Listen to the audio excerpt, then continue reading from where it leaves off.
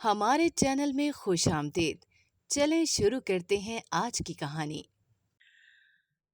میں چھوٹی تھی جب اماں نے ایک رکشے ڈرائیور سے شادی کر لی۔ مجھے بڑی حیرت ہوتی جب اماں ابا کے سوتے ہی دلہن بن کے رکشے میں بیٹھ جاتی اور کہتی ابا کو نہ بتانا۔ جب واپس آتی تو ڈھیر سارے پیسے ہوتے۔ میں جب جوان ہوئی تو مجھے بھی پیسے چاہیے تھے۔ ایک دن میں بھی اماں کی طرح تیار ہو کر رکشے میں بیٹھ گئی، پر پیروں تلے سے زمین نکل گئی جب میرے کالج میں فنکشن تھا اور میری ساری دوستیں اپنے لیے نئے سوٹ لے کر آئی تھیں اور میرا جی جلا رہی تھیں کیونکہ میں ایک غریب گھر سے تھی اور کبھی خواب میں بھی اتنے مہنگے کپڑے پہننے کا سوچ نہیں سکتی تھی۔ میرا تو یونیفارم بھی پھٹا ہوتا تھا جسے اماں کئی بار سلائی کر چکی تھیں اور پھر بھی اب وہ اپنی اصل رنگت کھو چکا تھا۔ کبھی کبھی میری سہیلیاں مذاق بناتی کہ تمہارا یونیفارم اتنا پرانا کیوں ہے، تم نیا کیوں نہیں لے لیتی؟ تو میں ہنس کر کہا کرتی کہ گرمیاں ہیں اور گرمیوں میں گھسے پٹے کپڑے پہننے چاہیے، اسی لیے میں پرانا یونیفارم پہنتی ہوں۔ میں نے آج تک انہیں نہیں بتایا تھا کہ میں کتنے غریب خاندان سے تعلق رکھتی ہوں۔ اگرچہ گورنمنٹ کالج میں پڑھنے والی لڑکیوں کی اکثریت غریب گھرانوں کی ہوتی ہے، مگر میری ساری دوستیں بہت امیر کبیر تھیں اور وہ اس کالج میں پڑھنے نہیں بس مزے کرنے اور ٹائم پاس کرنے آتی تھیں۔ میں نے انہیں اپنے بارے میں بہت جھوٹ بتایا ہوا تھا کہ میرے بابا باہر ہیں، ہم بھی امیر ہیں وغیرہ وغیرہ، لیکن اب مجھے لگ رہا تھا کہ میرا پول کھل جائے گا۔ میں نے بہتر حل یہی سوچا کہ مجھے چھٹی کر لینی چاہیے، اسی بہانے میری عزت بنی رہتی۔ میں نے انہیں کہہ دیا کہ اس دن مجھے اپنی کزن کی شادی پر جانا ہے تو میں کالج میں نہیں آ پاؤں گی۔ میری سہیلی ایک مشہور سنگر کا نام لے کے کہنے لگی کہ وہ آئے گا، اور میں یہ سن کر چونک گئی کیونکہ وہ میرا پسندیدہ گلوکار تھا اور میں ٹی وی پر اس کا ہر گانا لازمی سنتی تھی۔ میری بڑی خواہش تھی کہ میں اسے کبھی اپنی آنکھوں کے سامنے گاتا ہوا دیکھوں، اور اب پتہ چل رہا تھا کہ کالج میں کنسرٹ ہو رہا تھا اور وہ بھی آئے گا۔ میرا دل چیخ چیخ کے کہہ رہا تھا کہ کہوں میں بھی آؤں گی، مگر پھر وہی بات کہ پہننے کے لیے نیا جوڑا کہاں سے لاتے، اس لیے دل پر بوجھ لیے میں گھر آ گئی۔ اماں سے بات کرنے کا کوئی فائدہ نہیں تھا کیونکہ ہمیشہ کی طرح انہوں نے کہنا تھا کہ میرے پاس تمہاری فضول خرچیوں کے لیے پیسے نہیں، مگر اماں کے پاس اپنے لیے جانے کہاں سے پیسے آ جاتے تھے۔ وہ کہیں سے بھی میری ماں لگتی ہی نہ تھی۔ اس نے ہمیشہ مجھے پھٹے پرانے کپڑے دلوائے مگر خود اعلیٰ سے اعلیٰ کپڑا پہنا۔ اپنے فیشن اور شوق وہ ہر حالت میں پورے کر لیتی تھی، مگر میرے لیے اس کے پاس پیسے نہ ہوتے تھے، اس لیے اماں سے فنکشن کے لیے نئے کپڑے مانگنے کا کوئی فائدہ نہ ہوتا۔ ابھی بھی ایک موہوم سی امید کے تحت میں نے اماں سے کہا مجھے کالج کے فنکشن کے لیے نئے کپڑے چاہیے، تو اماں نے رکھائی سے کہا کہ مجھے تنگ مت کر، مجھے پہلے ہی بہت غصہ آیا ہوا ہے۔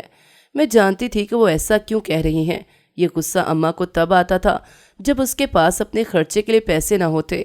میں اپنے کمرے میں چلی گئی اور الماری کھول کر اپنے کپڑے دیکھنے لگی کہ شاید ان میں سے کوئی فنکشن پر پہننے کے لائق مل جاتا، مگر ایسا کوئی ایک سوٹ بھی نہیں تھا۔ اسی پریشانی میں رات نیند بھی نہ آئی اور میں جاگتی رہی۔ آدھی رات کے نزدیک باہر سے کھٹ پٹ کی آواز آئی تو میں باہر آ گئی۔ دیکھا تو اماں دلہن کے لباس میں ابا کے رکشے میں بیٹھ کر بناؤ سنگار کر رہی تھی۔ یہ منظر نیا نہیں تھا، میں بچپن سے یہ منظر دیکھتی آ رہی تھی۔ اماں نے حسب معمول مجھے سامنے دیکھ کر کہا اپنے ابا کو مت بتانا اور دروازہ بند کر دو۔ ہمارے گیراج میں ابا کا رکشہ کھڑا ہوتا تھا اور گیراج کا ایک دروازہ بھی تھا جسے اماں بند کرنے کا کہہ رہی تھیں۔ میں نے واپس گھر میں جاتے ہوئے گیراج کا دروازہ بند کر دیا اور اپنے کمرے میں آ گئی۔ اماں کی ہدایت ہوتی تھی کہ میں اس کی اس کارروائی کی خبر ابا کو نہ ہونے دوں۔ ایک بار سونے سے پہلے میں نے ابا کے کمرے میں جا کر دیکھا تو وہ بے سود سو رہے تھے اور گیراج کا دروازہ ابھی تک بند تھا، یعنی اماں ابھی تک رکشے میں بیٹھی ہوئی تھیں۔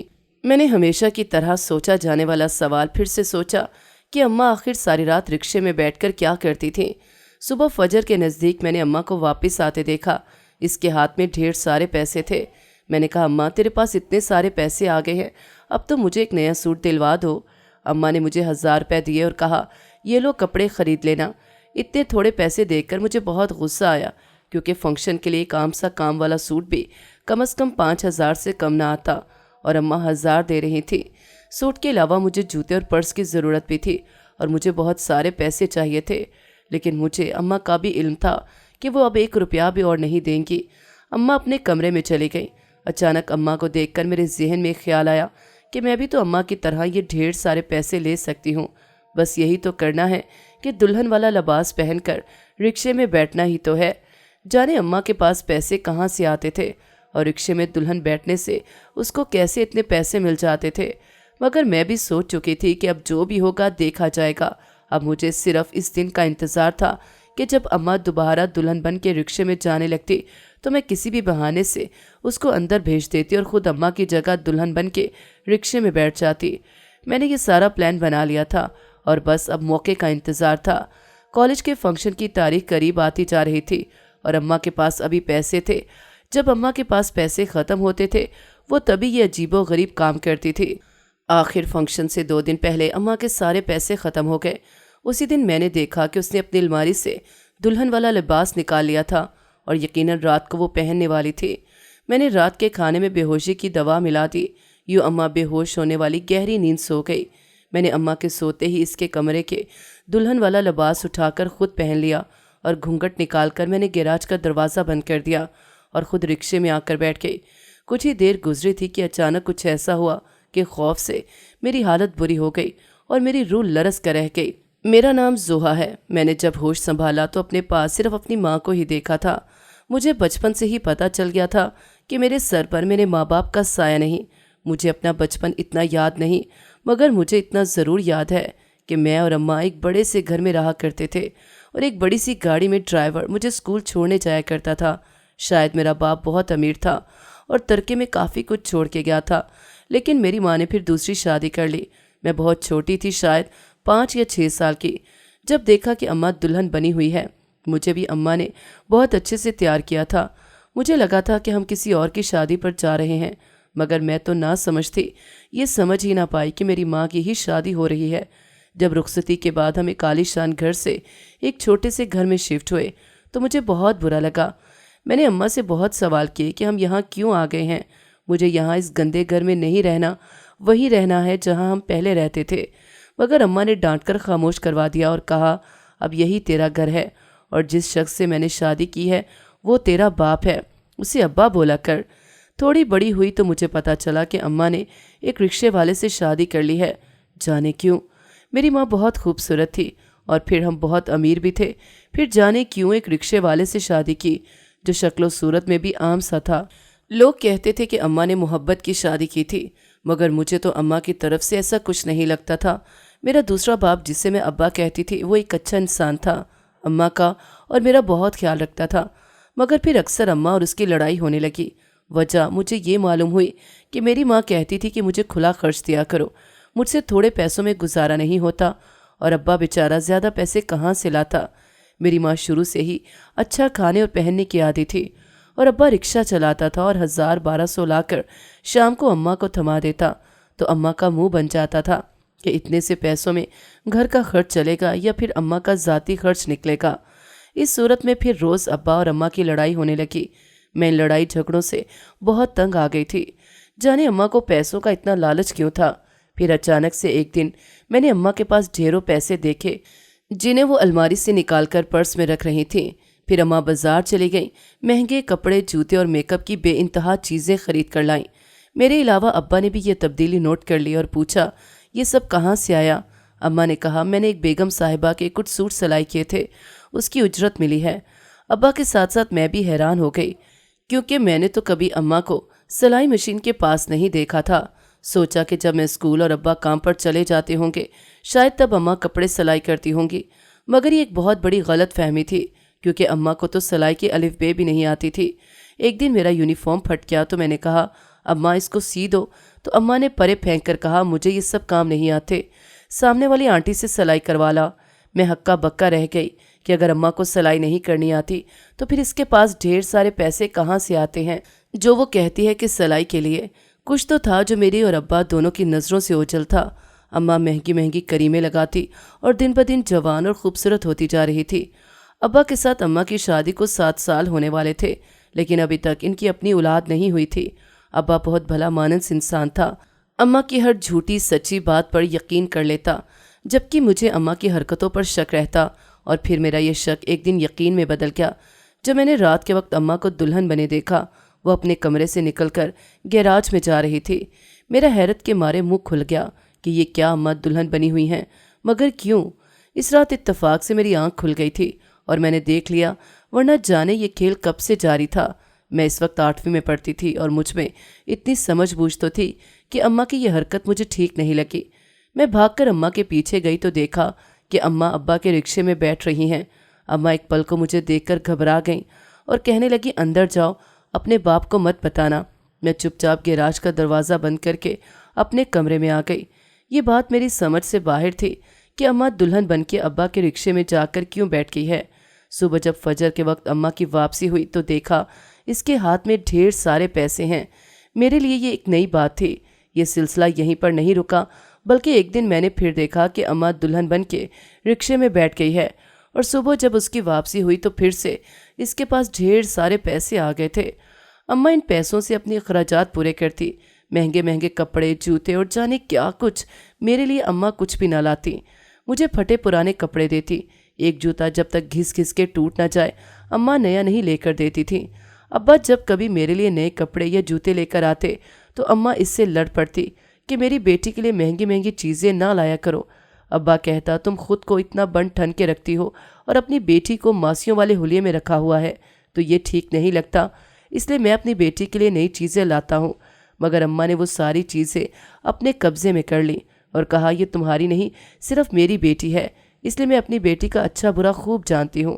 میں نے ایسی ماں کہیں نہیں دیکھی تھی جو اپنی بیٹی کی بجائے خود پر خرچ کرتی تھی۔ ابا اگرچہ ستیلا تھا مگر مجھے وہ اپنی سگی بیٹیوں کی طرح ہی چاہتا تھا۔ میں نے کبھی ابا کو اماں پر چلاتے نہیں دیکھا تھا، حالانکہ میری طرح شاید ان کو بھی اماں کی پرسرار حرکتوں پر شک ہو گیا تھا۔ تبھی انہوں نے ایک دن اماں کو دلہن بنے پکڑ لیا۔ اس رات بھی اماں دلہن بن کے ابھی کمرے سے باہر آئی تھی کہ ابا نے آواز دیکھ کے روک لیا۔ اماں کے تو سانس رک گئے، چہرہ سفید پڑ گیا۔ اسے سمجھ نہ آئی کہ وہ ابا کو کیا جواب دے۔ پھر اماں نے سارا الزام میرے سر ڈال دیا۔ جب ابا نے پوچھا نیک بخت رات کی اس پہر دلہن کے لباس میں کہاں جا رہی ہو، ابا کے لہجے میں واضح شک تھا، جسے محسوس کر کے اماں کی روح فنا ہو رہی تھی۔ پھر خود کو سنبھال کر کہنے لگی میں تو زویا کے کمرے کی طرف آ رہی تھی، اس کی ہی ضد تھی کہ مجھے آپ کو دلہن بنے دیکھنا ہے۔ کافی دنوں سے میں اسے ٹال رہی تھی مگر اس نے آج صبح سے ضد کر رکھی ہوئی تھی اور کھانا بھی نہیں کھایا تو مجھے اس کی ضد کے آگے ہار ماننا پڑی، اس لیے دلہن کے لباس میں ہوں۔ ابا نے میری طرف دیکھا گویا پوچھ رہے ہوں کہ میری ماں سچ کہہ رہی ہے یا نہیں۔ اماں نے آنکھوں ہی آنکھوں میں مجھے اشارہ کیا تو میں نے کہہ دیا ہاں ابا، میں نے ہی اماں کو کہا تھا کہ وہ دلہن بنے۔ اس وقت تو معاملہ رفع دفع ہو گیا مگر میرا شک اماں پر بہت مضبوط ہو گیا کہ لازمی کچھ نہ کچھ تو گڑبڑ ہے جو وہ ہر کچھ عرصے بعد دلہن بن کے رکشے میں بیٹھ جاتی ہے اور اتنے پیسے لاتی ہے۔ ایک دن مجھے تجسس نے پوچھنے پر مجبور کر ہی دیا اور میں نے اماں کو کہا اماں تم یوں دلہن بن کے رات کو رکشے میں بیٹھ جاتی ہو اور صبح تمہیں ڈھیر سارے پیسے ملتے ہیں تو اس میں کیا راز ہے؟ اماں ٹال مٹول کرنے لگی تو میں نے دھمکی دی کہ اگر نہیں بتاؤ گی تو میں یہ راز ابا کو بتا دوں گی۔ مجبوراً اماں کو ماننا پڑا اور اس نے مجھے کہا تیرے ابا کا رکشہ بڑا کرامت والا ہے، میں تو بس دلہن بن کے بیٹھ جاتی ہوں، جانے کہاں سے میرے ہاتھ میں پیسے آ جاتے ہیں۔ یہ جانے کہاں والی اصطلاح میرے لیے مشکوک تھی مگر بہرحال یقین کرنے کے علاوہ اور کوئی چارہ بھی تو نہیں تھا۔ جب جب اماں کے پاس پیسے ختم ہوتے میں دیکھتی وہ اسی طریقے سے ڈھیر سارے پیسے اکٹھے کر لیتی۔ جانے کون سے جنات تھے جو اماں کو دلہن بنا دیکھ کر اس کو رکشے میں پیسے دے جاتے تھے۔ مجھے حیرت صرف اس بات پر ہوتی تھی کہ ابا نیند سے کیوں نہیں جاگتا، اسے پتہ کیوں نہیں چلتا۔ مجھے پتہ چل جاتا تھا کیونکہ میری نیند بہت کچی تھی مگر ابا کی بھی تو کھٹ پٹ کی آوازوں سے نیند ٹوٹنی چاہیے تھی مگر وہ تو جیسے مدہوشی کی نیند سوتے تھے۔ ایک دن کچھ یوں ہوا کہ مجھے نیند نہیں آ رہی تھی تو میں باہر صحن میں چکر کاٹنے لگی۔ پیاس لگی تو پانی پیتے پیتے میرا ہاتھ سے گلاس پھسل کر نیچے جا گرا۔ گلاس کے گرنے کی آواز سے ابا آنکھیں ملتا ہوا فوراً کمرے سے باہر نکلا کہ دیکھ سکے باہر کیا ہوا ہے۔ اس رات میں بہت حیران ہوئی تھی کہ ابا کی نیند ایک گلاس کے گرنے سے ٹوٹ گئی تو جب اماں کمرے میں دلہن بن رہی ہوتی ہے باہر آتی ہے اور رکشے میں بیٹھ کر مجھے گیراج کا دروازہ بند کرنے کو کہتی ہے تو ان سب آوازوں سے ابا کی آنکھ کیوں نہیں کھلتی؟ یہ ایسا سوال تھا جس نے مجھے چونکا دیا اور مجھے پھر اس سوال کا جواب بھی مل گیا جب دیکھا کہ اماں چوری چوری ابا کے کھانے میں کچھ ملا رہی تھی۔ شاید بے ہوشی کی دوا تھی کیونکہ اس رات اماں دلہن بن کے جا کر رکشے میں بیٹھ گئی تھی۔ میں نے اپنے شک کی تصدیق کی خاطر ابا کے کمرے میں جا کر اس کو بہت ہلایا جلایا، بہت آوازیں دی مگر وہ بے سدھ سویا رہا۔ یقیناً اماں نے ابا کو کھانے میں کچھ ملا دیا تھا۔ अक्ल का तकाजा यही था कि मैं चुप रहूं, और मैं चुप रही। अब्बा को कुछ ना बताया और ना ही अम्मा से कोई सवाल किया। वक्त गुजरने लगा। अब मेरे कॉलेज में फंक्शन था और मुझे नया जोड़ा चाहिए था, और जाहिर है पैसे होते तो जोड़ा आता ना। और पैसे हासिल करने का बेहतरीन तरीका मुझे यही लगा कि मैं भी अम्मा की तरह दुल्हन बन के रिक्शे में जाकर बैठ जाऊं। जो मखलूक अम्मा को पैसे देती है वो मुझे भी दे देगी। इसलिए वही दवा जो अम्मा अब्बा को खाने में मिला कर देती थी वो मैंने इन दोनों के खाने में मिला दी और खुद घूंघट निकाल कर रिक्शे में जाकर बैठ गई। मुझे लगा था कि मैं जाकर बैठूंगी तो मुझे जाते ही पैसे मिल जाएंगे, मगर मैं काफ़ी देर यूं ही बैठी रही और कुछ ना हुआ। मुझे डर भी लग रहा था इससे पहले कि मैं उतरती कि अचानक वो हुआ जिसका मुझे वहमो गुमान भी न था। अचानक रिक्शा खुद ब खुद चलना शुरू हो गया। मैं डर गई, खौफ के मारे टांगे कांपने लगीं। अम्मा की बातें सच लगने लगीं कि कहीं कोई जिन्नात वगैरह तो नहीं थे। मैंने आयतल कुर्सी और जितनी सूरतें याद थीं वो पढ़ना शुरू कर दी, मगर गेट खुला और रिक्शा बाहर गली में आ गया। मैं तो ये देखकर और डर गई और जल्दी से बाहर निकलकर घर की तरफ दौड़ लगा दी और सीधा अपने कमरे में आकर सांस लिया। मुझे समझ नहीं आ रहा था कि थोड़ी देर पहले मेरे साथ जो हुआ वो ख्वाब था या सच। टेंशन के मारे मुझे सारी रात नींद न आई। ये भी फिक्र थी कि अब कहीं अब्बा का रिक्शा बाहर से ही कोई ले ना जाए, मगर मेरे अंदर अब इतनी हिम्मत नहीं थी कि मैं दोबारा बाहर जाकर देखती। बस इसी तरह सोचते सोचते मुझे कब नींद आ गई मुझे पता ही न चला। सुबह फजर के वक्त मेरी आंख खुली तो मैं झट से बाहर गई और गिराज का दरवाज़ा खोला। ये देखकर मेरी आंखें फटी की फटी रह गईं, क्योंकि अब्बा का रिक्शा वहीं खड़ा था। ये यहाँ कैसे आ गया? क्योंकि रात को ये रिक्शा बाहर गली में था जब मैं भागती हुई घर में आ गई थी। ये अंदर कैसे आ गया? खौफ से मेरे पूरे बदन में झुरझुरी सी आ गई। अम्मा ठीक कह रही थी, वाकई अब्बा के रिक्शे पर साया था। थोड़ी देर बाद अब्बा तो काम पर चला गया और अम्मा हैरान परेशान सी मेरे पास आकर बोली कि मैं रात को जल्दी कैसे सो गई। मुझे तो रात को पैसे लेने जाना था। पैसे लेने वाली बात पर मैं चौंक गई तो अम्मा जल्दी से कहने लगी, मेरा मतलब है कि रिक्शे में बैठना था दुल्हन बन के, तो जाने रात को इतनी गहरी नींद कैसे आ गई। मैं चुप करके अपने कमरे में आकर कॉलेज के लिए तैयार होने लगी। अगर अम्मा को पता चल जाता कि ये सब मेरा किया धरा था तो जाने मेरे साथ क्या होता। अम्मा तो मुझे शायद मारने से भी गुरेज न करती। मैं कॉलेज गई तो फिर से सभी लड़कियां कॉन्सर्ट की बातें कर रही थी। मेरा दिल बुरा हुआ तो मैं वहां से उठकर दूसरी तरफ आ गई। मैंने कितनी बड़ी कोशिश की थी रात को, मगर कुछ ना हुआ। उम्मीद थी कि मुझे भी अम्मा की तरह ढेरों पैसे मिलेंगे, मगर ना जी, मेरी तो किस्मत ही खराब थी। मैं कलसते हुए यही सब सोचते हुए घर आ गई तो अम्मा ने मुझे देखते ही कहा, कल रात को क्या हुआ था? मैं एकदम डर गई। अम्मा को कैसे पता चला? अम्मा ने मेरा बाजू दबोचकर मुझे दीवार के साथ लगा दिया और कहने लगी, मुझे सब पता चल गया है कि रात को तुमने क्या खेल खेला था। मेरी जगह दुल्हन बन के रिक्शे में बैठने गई थी ना। मैं दंग रह गई कि अम्मा को कैसे पता चला। मैंने तो सोचा था कि अम्मा को कौन सा पता चलना है, मगर अम्मा को कैसे पता चला, ये बात बड़ी हैरत अंगेज थी। मैंने मना करना चाहा, मगर उससे पहले ही अम्मा ने कह दिया, झूठ हरगिज़ ना बोलना, मुझे सब इल्म हो गया है। मैंने शर्मिंदा होते हुए कहा, अम्मा कॉलेज में तकरीब है और मुझे बहुत सारे पैसे चाहिए थे ताकि मैं भी अपनी अमीर दोस्तों की तरह खूबसूरत लग सकूं। इसलिए सोचा कि तुम्हारी जगह मैं दुल्हन बन के बैठ जाऊंगी ताकि मुझे पैसे मिल सकें। मेरी अम्मा कुछ देर बिल्कुल खामोश रहीं, फिर मुझसे कहा कि तफसील से बताओ क्या हुआ था रात को। मैंने सारी बात बता दी। मेरा ख्याल था कि सारी बात सुनने के बाद अम्मा के हाथों मेरी खैर नहीं, मगर मुझे ये देखकर हैरत का धचका लगा कि अम्मा ने कहा, मैं तुम्हें पैसे दे दूंगी, जितने मांगोगी उतने दे दूंगी, मगर ये जो हरकत कल की है ना, ये फिर कभी मत करना।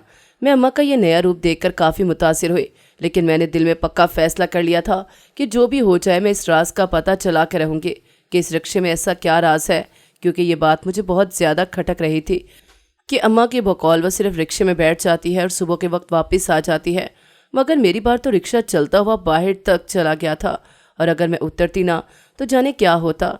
मैंने अम्मा को तो यकीन दिला दिया कि मैं आज के बाद ये हरकत नहीं करूँगी, मगर दरपर्दा में अम्मा की टो में रहने लगी। 2 दिनों बाद अम्मा मुझे बाजार ले गईं और कॉलेज के फंक्शन के लिए बेहतरीन शॉपिंग करवाई। ये ज़िंदगी में पहली बार था कि मैं इतनी अच्छी और महंगी चीज़ें पहन कर देखती। मेरी खुशी का तो कोई ठिकाना नहीं था। इस रात मैंने देखा कि अम्मा अब्बा के खाने में बेहोशी की दवा मिला रही थी। शायद उसे दुल्हन बनकर आज फिर रिक्शे में बैठना था। मैं गुजरने लगी तो एकदम रुक गई, क्योंकि अम्मा मेरी प्लेट में भी दवा छिड़क रही थी। यानी अब्बा के साथ साथ मुझे भी गहरी नींद सुलाने का प्लान था। मैंने खाने की प्लेट ली और कहा, अम्मा मैं कमरे में जाकर खा लूँगी। और कमरे में आते ही मैंने सारा खाना बास्केट में फेंक दिया। रात 11 बजे अम्मा के आते ही मैं सोती बन गई। अम्मा ने एक नज़र खाली प्लेट और एक नज़र मुझे देखा और मुतमईन होते हुए चली गई। मैंने 2 मिनट इंतज़ार किया और अम्मा के गैराज में जाते ही मैं चोरों की तरह दबे कदमों अपने कमरे से निकली और अंधेरे में किसी से टकरा गई। ध्यान टकराने वाले पर गया तो मैं वहीं साकित खड़ी रह गई। सामने अब्बा खड़ा था और वो भी मुझे यूं देखकर हैरान रह गया। मैंने देखा कि अब्बा का रुख भी गैराज की तरफ था। शायद उसको भी अम्मा पर शक हो गया था और वो उसकी जासूसी के लिए आया था। हम दोनों ही एक दूसरे से नजरें चुराने लगे थे। अब्बा ने मुझे देखकर पूछा, गुड्डी तू इस वक्त बाहर क्या कर रही है? मैंने कहा, अब्बा हम दोनों एक ही मकसद से यहाँ खड़े हैं। मुझे अम्मा की हरकतें बड़ी मशकूक लग रही थी, इसलिए मैंने सोचा कि आज अम्मा का पीछा करके देखा जाए। अब्बा कहने लगा, मुझे कई रोज से रात की शिफ्ट वाला चौकीदार पूछता था कि आप कभी कभी रात को कहाँ जाते हो रिक्शा लेकर।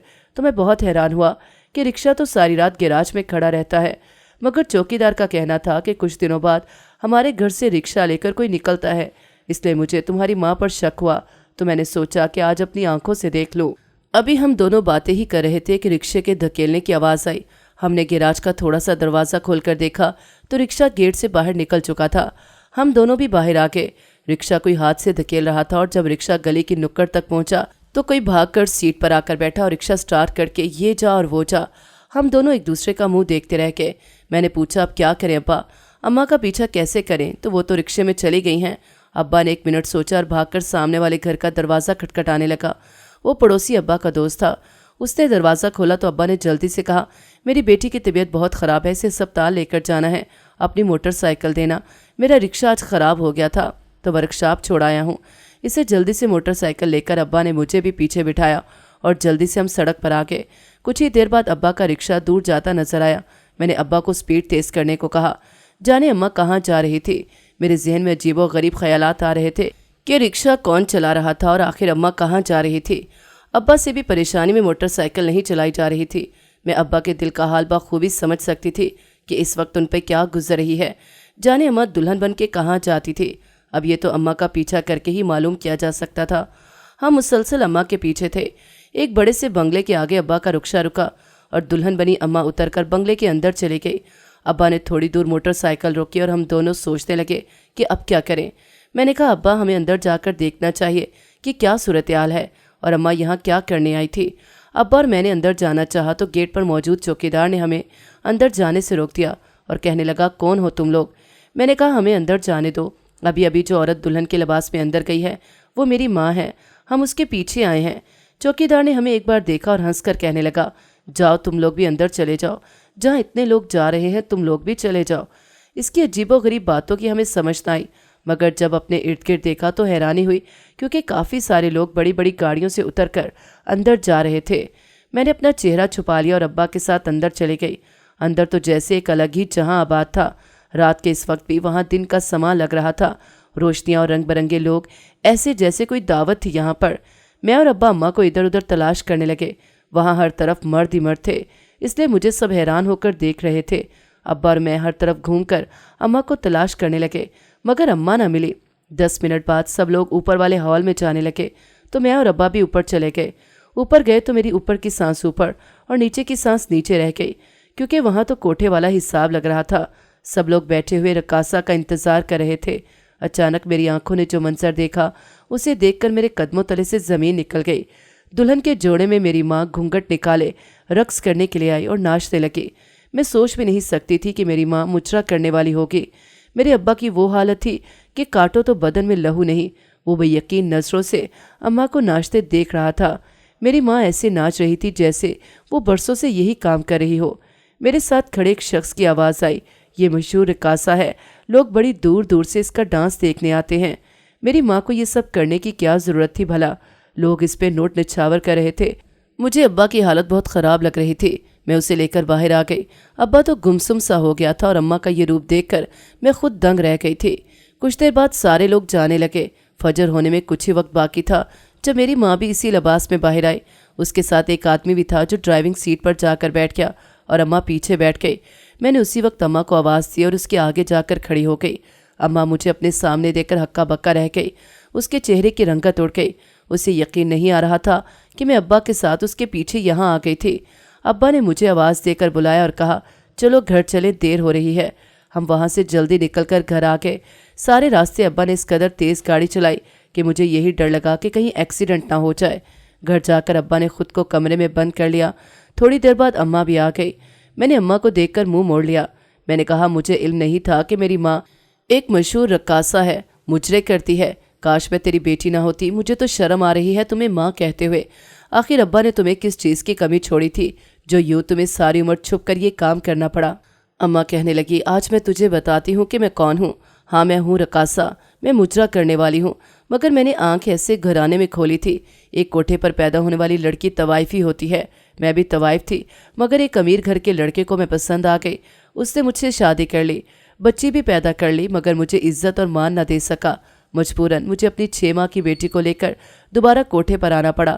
طلاق کا دھبا بھی لگ چکا تھا اور بیٹی بھی ساتھ تھی، اس لیے مجھے وہاں پر ان کی مرضی کے مطابق رہنا تھا۔ میں بچپن سے عیش و عشرت میں رہی تھی، اس لیے وہاں سب سہولیات سے فائدہ اٹھانے کے عوض مجھے رقص کرنا پڑتا۔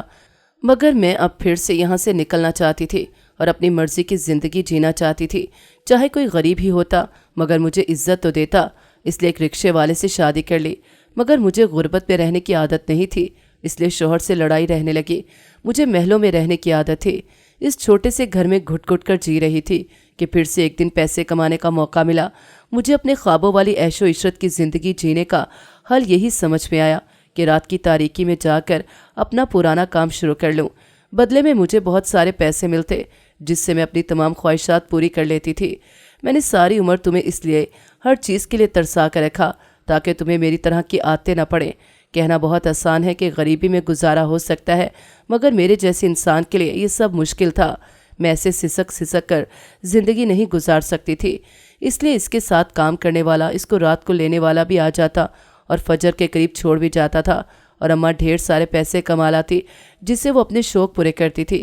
اماں کی بات تو ٹھیک تھی کہ اس نے ساری عمر عیش و عشرت سے گزاری، اس لیے اس کا ابا کے ساتھ غریبی میں رہنا مشکل تھا، مگر اس کے لیے اس نے جو راستہ اختیار کیا وہ بہت غلط تھا۔ ابا کو اماں پر نہایت غصہ تھا اور وہ اماں کو طلاق دینا چاہتا تھا، مگر میری وجہ سے اس نے برداشت کیا اور اماں کو معاف کر دیا۔ اماں کو بھی احساس ہو گیا تھا کہ وہ کتنا غلط کر رہی تھی، اس لیے اس نے معافی مانگی اور وعدہ کیا کہ آج کے بعد وہ یہ حرکت نہیں کرے گی۔ میں نے اپنی ماں کی زندگی سے یہی سبق سیکھا کہ ہمیں خواہشات کا غلام نہیں بننا چاہیے، ورنہ ساری عمر حسرتوں میں گزر جاتی ہے۔ بہتر یہ ہے کہ انسان قناعت پسندی میں گزارے۔ ناظرین، اگر آپ کو ہماری کہانی اچھی لگی ہے تو ویڈیو کو لائک کریں، شیئر کریں اور ہمارے چینل کو سبسکرائب کریں۔ اگلی ویڈیو تک اجازت دیں۔ اللہ حافظ۔